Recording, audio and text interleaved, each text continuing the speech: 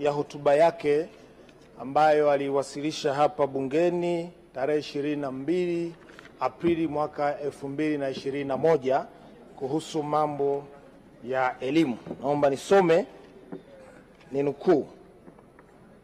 Mheshimiwa Rais alisema serikali itajielekeza kufanya mapitio ya sera ya elimu ya mwaka 2014 na kufanya marekebisho kwa mitaala iliyopo ili ielekezwe kwenye kutoa elimu ujuzi. Tunataka mitaala yetu ijielekeze kwenye kutoa elimu ujuzi kulingana na mazingira ya nchi na soko la ajira. Mheshimiwa Mwenyekiti, maneno haya ya Rais Daktari Samia Suluhu Hassan ameyaishi kwa vitendo.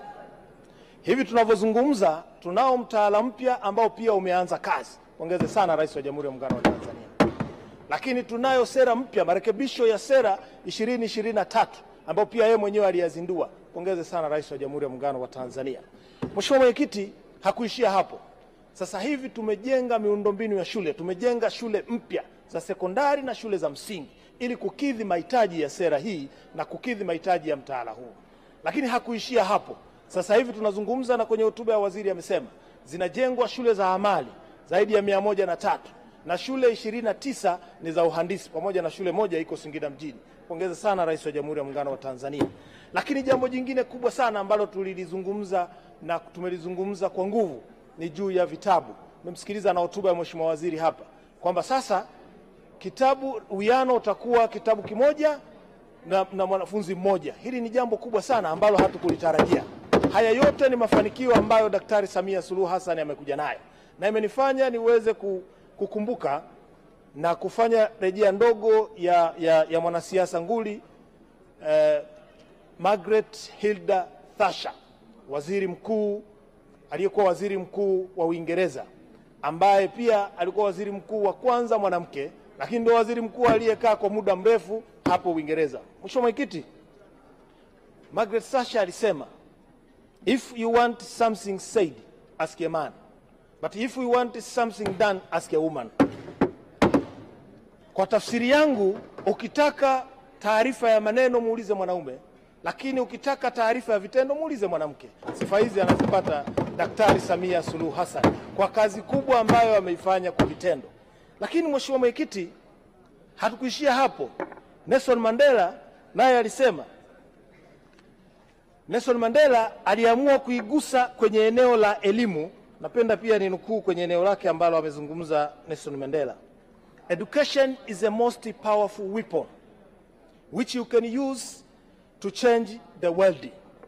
Mheshimiwa Mwenyekiti, elimu hii ambayo tumeianzisha ya ujuzi ndio elimu ambayo tunaitumia kama tool ya kuwafanya vijana waweze kujitegemea. Nataka niendelee kuipongeza serikali katika kipindi chote hichi ambacho sisi tulitaka kuwepo na mabadiliko ya elimu iwe elimu ya ujuzi, imeweza kutekeleza jukumu hili. Hongereni sana. Sasa Mheshimiwa Mwenyekiti, nirudi kumpongeza Mheshimiwa Waziri. Nimesoma hotuba yake, nimesikiliza vizuri, lakini nimeisoma randama vizuri. Nimeona kwa kweli umeandaa hotuba nzuri na randama imeshiba. Hongera sana Mheshimiwa Waziri. Yako maeneo machache ambayo ningetamani kuishauri serikali. Moja ni uhaba wa walimu. Taarifa yetu inatueleza tunao uhaba wa walimu zaidi ya walimu 268,000. Sio jambo jepesi. Hapa karibuni tumeajiri walimu 14,000. Moja eneo ambalo na mimi linipa masikitiko makubwa, tumeenda kuwaajiri walimu kwa kuwapa mtihani ambao unampa mwalimu huyu amesoma methodology. Mwalimu anapaswa apimwe darasani. Hawezi kupimwa kwa mtihani ambao anapewa ili apate maksi hizo. Eneo hili kwa kweli hata mimi sikuwa nimelipenda. Lakini nataka kuishauri nini serikali, Mheshimiwa Mwenyekiti?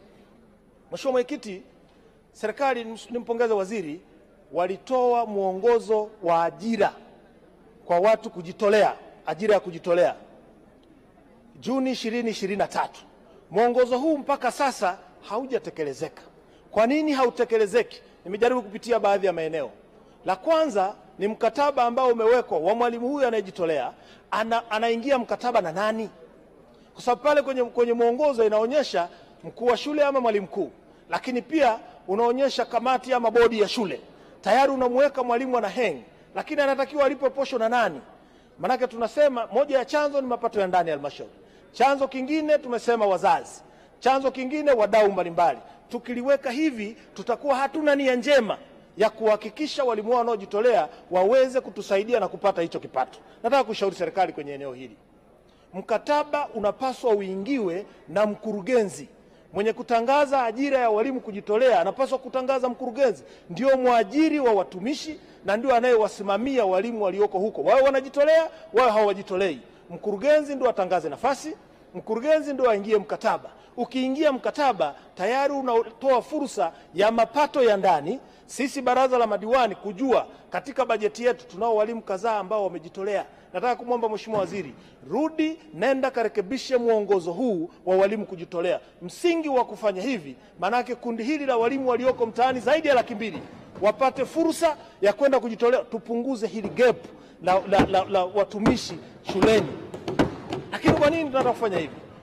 Hii itatusaidia. Leo tunayo PEPMIS ambayo inasaidia watumishi walioajiriwa.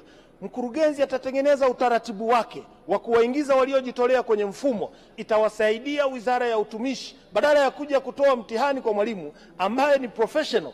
Maana yake itakachofanya sasa ni kuangalia performance ya walimu waliojitolea kwenye shule na kuweza kuwaajiri kwa wepesi badala ya kutumia mfumo ambao tunautumia. Mheshimiwa Mwenyekiti, jambo la pili, sasa hivi tumewekeza kwenye ufundi ambao ni jambo jema sana, na mimi nataka nimpongeze sana waziri. Tunajenga shule 103 za amali, tunajenga VETA zaidi ya 64 na 65 kwa maana ya VETA ile ya Songwe. Lakini Mheshimiwa Mwenyekiti, nimeona kazi nzuri, ametenga budget kwa ajili ya VETA zaidi ya bilioni 200. Ni jambo jema. Hizi fedha kwa ajili ya ufundi, kwa ajili ya uendeshaji, hizi fedha kwa ajili ya watumishi. Hili jambo ni zuri. Lakini ukifanya mchanganuo wa budget nzima kwenye hili eneo la ufundi ni only 13%, 13% tu imetengwa fedha kwa ajili ya uendeshaji wa vyuo hivi. Fedha hii ni ndogo sana. Nataka kuiomba serikali, kama kweli sisi tumeweka dira ya maendeleo yetu, tumwandae kijana kuwa na ujuzi, lazima tuongeze fedha kwenye eneo hili ili liweze kutoa mwongozo zaidi, tupate walimu wa kutosha, tupate vifaa vya kutosha. Lakini fedha hii iliyopo lazima itoke kwa wakati. Shule zinajengwa, zinaisha, lakini hakuna vifaa mpaka sasa tunavyozungumza. Hakuna walimu mpaka sasa tunavyozungumza. Nimefurahi sasa mmeenda Mtwara kule, mmeona kwamba sasa tuanzishe kile chuo kiwe chuo kikuu na wetu waweze kusoma pale. Mheshimiwa Mwenyekiti, eneo hili ndio msingi wetu wa maendeleo. Tunataka vijana waingie darasani, vijana hawa waweze kupata ufundi. Sasa kama hatujajiandaa kuleta vifaa mapema, tutakuwa tumeshindwa kutekeleza wajibu huu kwa wakati. Lakini jambo la tatu, Mheshimiwa Mwenyekiti, Mheshimiwa, sijaona projection ya serikali hapa tunakoelekea. 2028 tutakuwa na vijana wa form 1 ambao wametoka darasa la 6 na waliotoka darasa la 7. Mikono yote miwili inaingia form 1 2028. Sasa ikiingia form 1 2028, yapi maandalizi ya serikali ya kuongeza miundombinu ya madarasa, ya kuongeza watumishi? Yapi maandalizi haya ya serikali? Hatujaona. Projection inatakiwa ifanyike leo. Tukisubiri baadaye tutarudi kama tulikotoka huku. Tunaanza kutumia nguvu kuanzisha madarasa, kuanzisha shule, matokeo yake tutashindwa kufikia malengo. Nataka kuiomba serikali, mwaka 25 umeisha huu, tunakwenda 26 na mwaka unaofuata, tuweke maandalizi mazuri ya 2028. Tunawapokeaje hao watoto waliomaliza darasa 6 na waliomaliza darasa la 7? Wasije wakaenda kwa wingi alafu wakakuta bado tunatatiza lile la walimu. Sasa na walimu zaidi ya 200,000 wanatakiwa, 268 waingie. Ukifika huko inawezekana walimu wakafika zaidi ya 500,000 mpaka 700,000. Hawawezi kufundishika. Elimu yetu itakuwa tumetoa elimu ambayo haina msingi wa kuwasaidia hao watoto. Mheshimiwa Mwenyekiti, uko mradi katika miradi yetu hii mikubwa. Tuna mradi wa Boost, tuna mradi wa Secut, tuna mradi wa EP4R, lipa kulingana na matokeo. Miradi hii sehemu kubwa kwenye halmashauri imefanya vizuri. Lakini ziko halmashauri miradi hii haijafanya vizuri. Na haijafanya vizuri kwa sababu gani? Na miradi hii ina fedha nyingi. Isipofanya vizuri manake tunapoteza fedha nyingi za wafadhili. Na inatusaidia. Kwa nini haijafanya vizuri? Mdondoko wa wanafunzi. Wanafunzi ambao hawajamaliza. Ukichukua takwimu 23 mpaka 24, wanafunzi wa shule ya msingi na sekondari wanafika zaidi ya 500,000. Wanafunzi hawajamaliza shule. Mdondoko wa wanafunzi, serikali inatakiwa ije ituambie nini sababu ya mdondoko wa wanafunzi. Jambo hili linatuweka kwenye wakati mgumu. Mheshimiwa Mwenyekiti, nataka kuiomba serikali ihakikishe inatuambia mdondoko wa wanafunzi unasababishwa nini, lakini halmashauri zetu zitengeneze bajeti ambayo itahakikisha miundombinu ya shule na kujenga madarasa itusaidie ili kupata fedha hizi. Leo tumekosa fedha zaidi ya bilioni 124 kutoka kwa wafadhili, zingetusaidia kukava hili eneo. Mheshimiwa Mwenyekiti, naona umewasha kisauti, lakini nilikuwa nataka nimalizie. Bado na dakika zangu kama 2-3 hivi za Mheshimiwa Rashid Shangazi, najua malizia sekunde zako. Mheshimiwa Mwenyekiti, nakushukuru sana. Eneo moja la mwisho ambayo ningependa nishauri serikali, Mheshimiwa Mwenyekiti, ni kuhusiana na, tulitembelea DIT. Chuo kikuu hichi kinatarajia mwakani kurusha satellite 2026. Moja ya eneo ambalo tulitaka kujua sisi wajumbe wa kamati, tunarusha satellite ku collect data gani?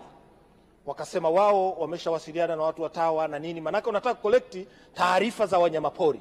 Mheshimiwa Mwenyekiti, sisi changamoto yetu kubwa hapa ni eneo la kilimo na eneo la mazingira.